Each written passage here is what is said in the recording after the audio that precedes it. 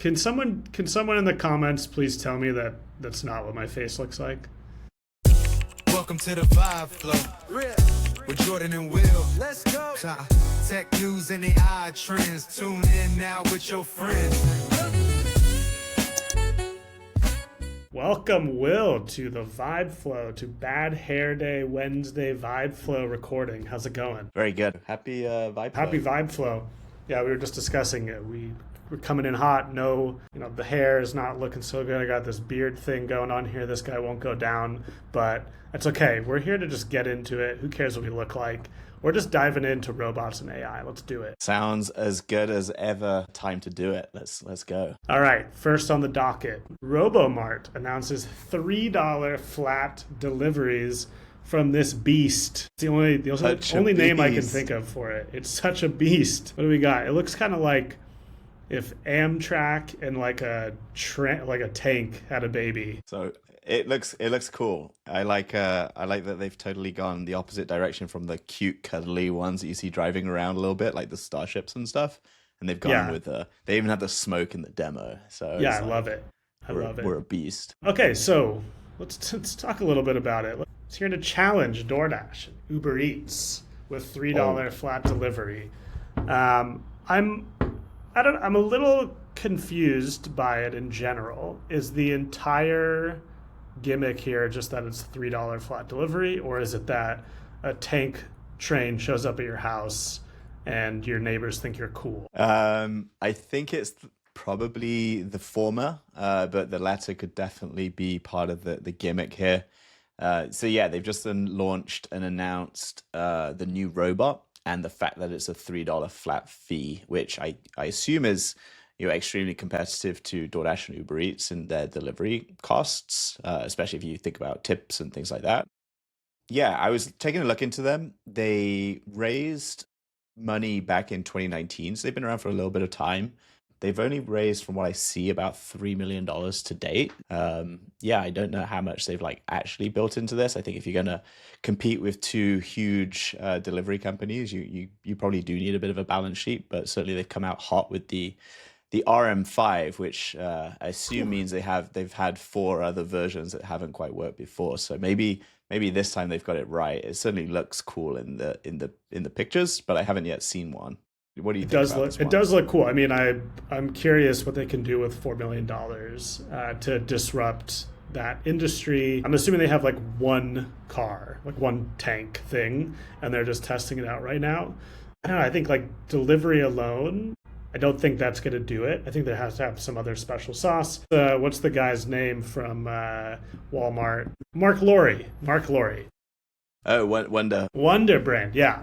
Yeah. Because originally they had a robot that showed up at your house and was cooking your food on the way. And so I'm assuming their brains started in similar spaces. And then this one has basically now said, no, well, restaurants should still be cooking the food, but we can deliver it just in huge batches where probably the food stays hot or cold or whatever is in those little compartments. But I don't know. What do you think? I don't think it's it sounds like they're keeping price down, they're being super price conscious with it. And so the bet there is that in some high density place, I think this is starting in Los Angeles, in a high density area, you could smart route 8 different individual deliveries or meals in a go, and that's how you get it profitable. I think Uber and DoorDash and folks try to batch as well a little bit, but there's nowhere near 8, right? In a delivery car, maybe you have 2, max 3. Is that a technological problem, or is that space? Do you think there's just not enough space in the person's car? In someone's car? Because that sounds, I'm pretty sure you can fit 8 meals in a car. So I don't know, something's amiss here. It's not going to come. I don't know how they're going to do non-soggy French fries. That's still a problem. If you're stopping off 8 places before the food arrives, how do you ensure it's as hot as possible? So credit to them that they're giving it a go. I think it's a cool new idea. Interestingly, I don't know if we covered it on this pod before, but there is a delivery service now in, I think it's Austin, that's delivering via drones, and that's promising 30-minute delivery or something like that, super quick delivery because they can do it in drones. I think that's cool. I feel like robots on the street are kind of overrated, and underrated is flying high above you, delivering food directly onto your porch. I'll buy it. It'll only work for the suburbs group though, so if you're in a big city, maybe not. Well, we'll keep an eye on these guys. We'll see what's happening. We'll see if maybe it's just a kid who raised $4 million so he can build his fantasy truck, or if they're actually going to disrupt the industry. We'll find out. We'll keep everybody posted here. Moving on to a new AI image model from Google. Will, what's it called? It was hanging out in LM Arena, which we've covered on this pod before for a while, and it was blowing everyone's score away under the guise of Nano Banana. And so people didn't know. I think oftentimes if you're in testing a new model, there's always speculation as like who's behind the model. But when new models come out in LM Arena, they always have a code name. This was called Nano Banana. And the way it got announced was pretty funny on X yesterday. Sundar Pichai just tweets like 3 banana emojis, and that's like the announcement. So they're definitely like playing into the current zeitgeist, the current thing. But yeah, it's actually called Gemini 2.5 Flash Image, which is not as fun so or catchy. Viral as Banana. So catchy. So I know Will's played with it because he sent me a few very interesting pictures of myself transformed into some very nice looking people. But I thought I'd give a quick demo myself. One of our teammates, it was her birthday today, Ambar, and I just decided to make her a birthday card on Gemini. And happy birthday, Ambar. I actually wanted to I really wanted to showcase one thing. And yes, happy birthday, Ambar. I want to showcase one thing that I thought was interesting. Okay, so I just said a couple things, made a birthday card, whatever, it's fine. This is like normal, it's kind of what I expected. The one thing I know all models were very bad at, and this one is supposed to be very good at, is modifying existing models. And so, great, I got that. This is gonna seem so stupid, but at the same time, this is actually something I could never do before. Look, the hat's green. It's a green hat. They just changed the hat to green. It's such a tiny, dumb thing, but it's something that no one has been really good at lately. So kudos to them for figuring out how to make this little cartoon hat green. These small things, which seem really dumb. It seems like all of the hard stuff has already been figured out. Now we're just figuring out all the easy stuff. It's like the inverse of that. The really like big, chunky, what we call rocks of product have been finished, and now filling in all these little like pebbles and sand of like making these super useful is the long tail. And these are the things that I've been waiting for. And so I think this is pretty cool. I then put her face in here, and this is what it made me for her face. And then I was like, please make it more like her face. So I'm not going to lie, it did not do so well after that. But my main test was, can you make the hat green? So boom, made the hat green. Will, take it over. Yeah, I think the understatement of the editing in inline editing for images is the big one that's kind of part of this, which you've confirmed works. The other use case for like, especially for like humans, so if you're doing anything in like fashion, or you're trying to like write a story and you want a character that's consistent across, typically, historically, with ChatGPT or Grok or any of the other models that do images now, it's really hard to keep a character consistent. I remember making a birthday card for my nephew, and I wanted him to be playing soccer. And so I had like an image of this, like a cartoon of this blonde boy wearing a red shirt. And then I would say that, and I want him like now to shoot a goal, and it will be a blue shirt. And I'd be like, no, it says in the prompt red, and it would just like keep changing. And so what they're really able to do here is highly tune it to exactly what the user's prompting, and that includes editing. So like very small edits, like change the color of this, is huge. Some of the examples they had in their announcement as well was keeping the characters from multiple images consistent. So like this one, it's like blending 2 images together of a lady and a dog, and it's done a great job. Whereas again, previously it might kind of be the same kind of dog, but maybe not really. And if you go 1 or 2 derivatives from there, you don't want them on a basketball court, you want them in a car or something, this will keep doing that. Whereas previously that was what would be lost. I think as well, it did really good on all of the benchmarks. It's the first time I think we've seen like a performance like really expand what the other models have done. I don't know what stylization is. ChatGPT is still really good at that, but overall, Gemini have really knocked this one out of the park, it seems. So we're really excited internally for different use cases, but also for having a lot of fun as well. It seems pretty interesting to play with. It wasn't exact with my prompt. I just wanted to try it out, so I wanted to put in an image I had on my computer, which happened to be a picture of Jordan's face from this podcast.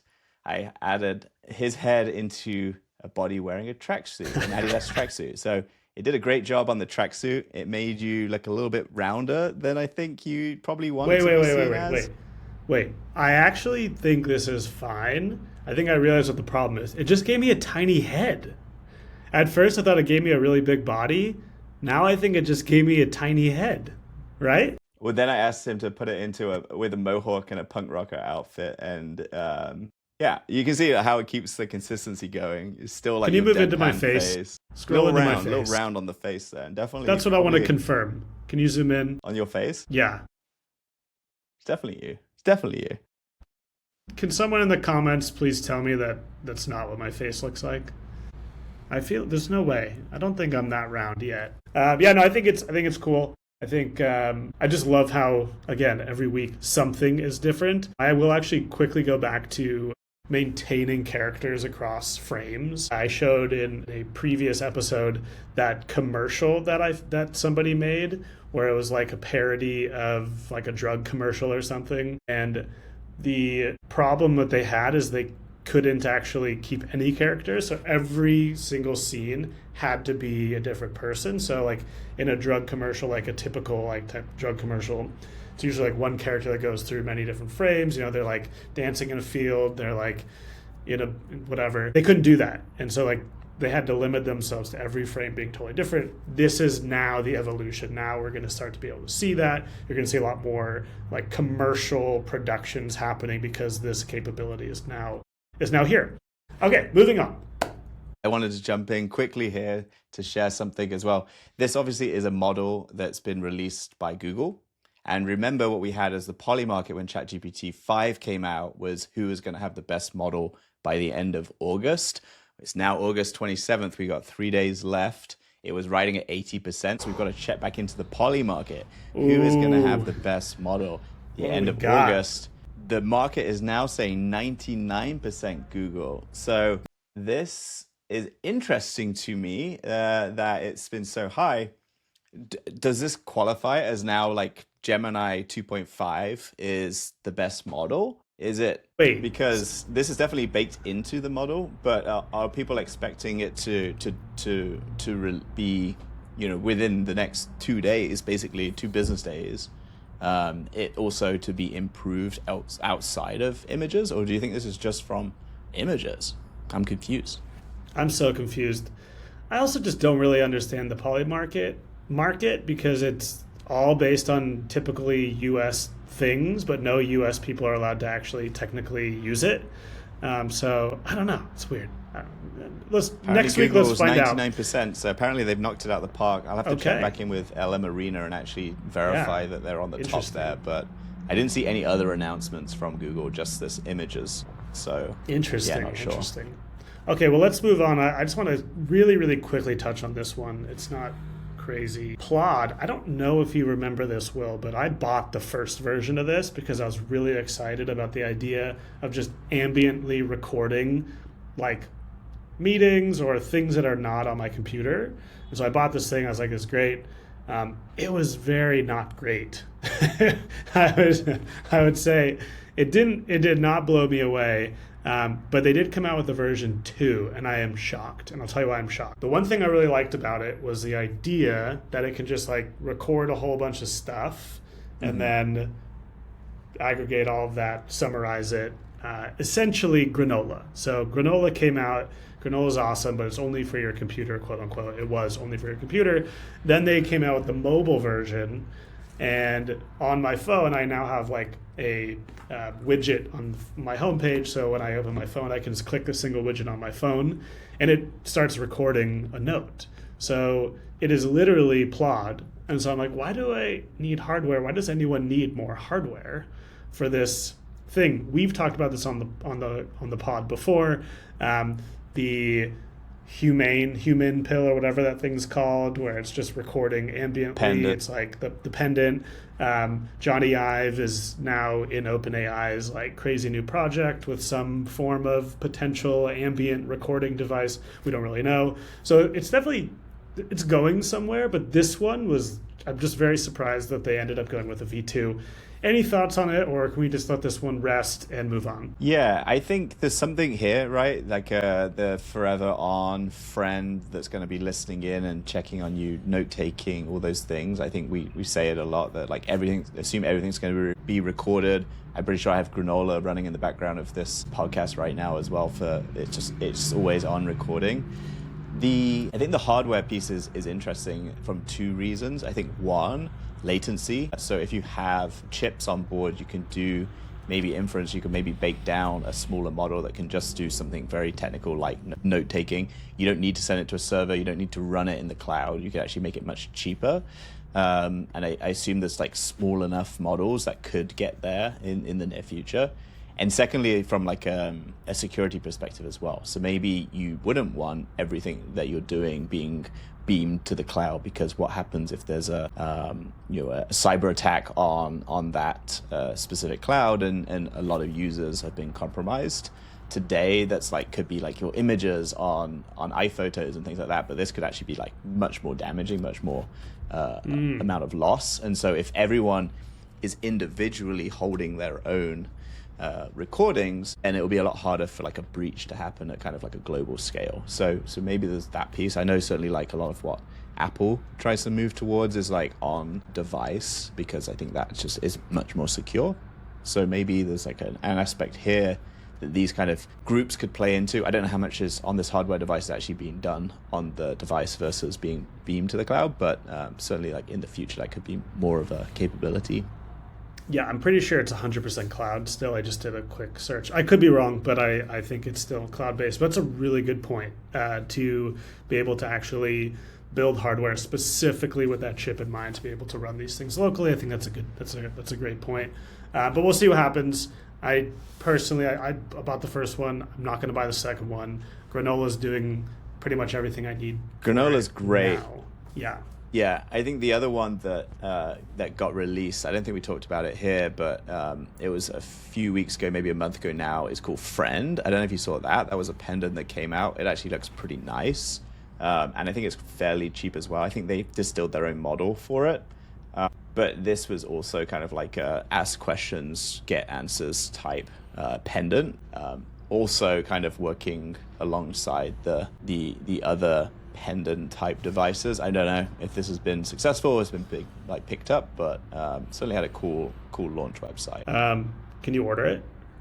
Yeah. You want one? Okay, cool. Yeah, I want one. So it's subscription free. So you just pay for the pendant and it's subscription free. Impossible. They'll get you later. Something will. All right, we'll order one for the office and we'll report back. Okay, moving on. NotebookLM, which I love. I think it's incredible. I think it's underrated, and I think when it first came out, it was super underrated, probably because Google didn't do like the greatest job of announcing it, per usual Google, but it has been a really great friend to me. Oftentimes I'll throw full recordings in there from like a Zoom and have it give me like a nice 10-minute synopsis that seems like a podcast. Okay, so why are we talking about it today? Well, they have announced their NotebookLM video feature. NotebookLM video feature. Look at this. And also they support 80 languages. Awesome. So I was like, what does that even mean? Is it like avatars talking to you or something? I don't know. I was a little confused. So I did a quick demo.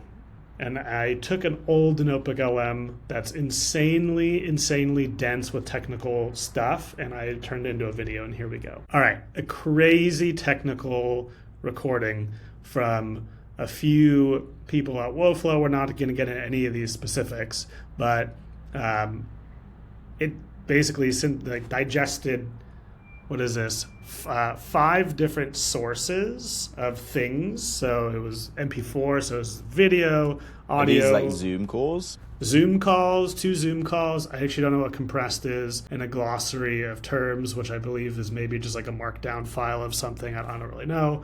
And then it created this great 20-30 minute podcast for me to listen to. And this was a while ago. And so today I said, oh, great, let's make a video. Here we go. All right. So first off, taming e-commerce chaos. I didn't make this up. NotebookLM did. Nice. Have you ever stopped and wondered how a huge online store actually works? I mean, how they keep track of millions of products with all their different sizes, colors, and prices? Pretty cool. That's pretty nice. It's like a presentation. It's a little presentation. I thought it was pretty sweet. I thought they did a very nice job. I haven't actually used it like to consume real anything yet, but I imagine this is totally something I could use. What I love about NotebookLM is the audio factor of it, because I like to put a bunch of stuff together. I have it compile be a little 20-minute podcast and I go on a walk. So I'm probably not going to watch this thing on a walk, but I'm sure I can find a lot of different use cases for using the video version of this. Yeah, that's awesome. I think oftentimes I'm listening to a podcast and I won't be watching it. And then like this podcast is quite like requires a bit of audience participation to see the shared screen. And so sometimes I'm listening to a podcast and they're talking about like a graph on screen and I'm like, oh, I don't see it. And sometimes you can open it in Spotify and you can see it. There are like very real use cases for wanting to see a screen. And so you can imagine with this, especially if it's around like technical papers or something like that, you might want to see a chart, might want to see a graph.